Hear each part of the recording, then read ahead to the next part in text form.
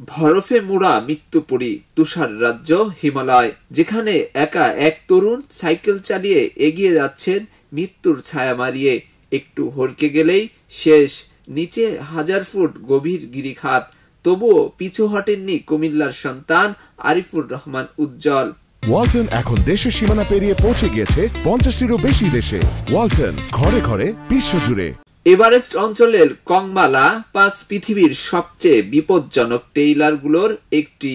কাঁধে 10 কেজি ওজনের সাইকেল, সঙ্গে 6 থেকে 7 কেজির ব্যাগ। কখনো বরফে হেঁটে, আবার কখনো সাইকেল কাঁধে নিয়ে 1 ইঞ্চি করে জয় করছেন মৃত্যুর পথ। এই ছিল দুরন্ত হিমালয়ান এক্সপেডিশন। 2 মাসের কম সময়ে হিমালয়ের 3টি কিংবদন্তি ট্র্যাক অতিক্রম করেছেন তিনি। Manaslu circuit track, Annapurna circuit track আর এভারেস্টের বেস ক্যাম্প 3 পাস ট্র্যাক।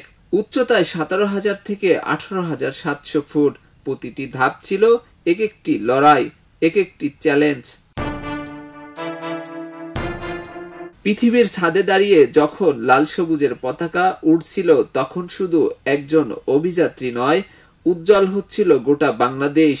এই প্রথম বিশ্বের ইতিহাসে কেউ হিমালয়ের এত দীর্ঘ পথ ও বিপজ্জনক পথে সাইকেল অতিক্রম করেছেন। সাহস, আত্মবিশ্বাস আর অধ্যবসায়ে অসম্ভবকে সম্ভব করেছেন আরিফুর রহমান উজ্জ্বল। হিমালয়ের শিখরে সাইকেল চালিয়ে তিনি প্রমাণ করেছেন, বাংলাদেশিরা শুধু স্বপ্ন দেখেন না, স্বপ্ন জয় করতেও জানেন। এস আলী দুর্জয়, ডেস্ক রিপোর্টস, ঢাকা। খবরের কাগজ, নিখাত, নির্ভীক, নিরপেক্ষ।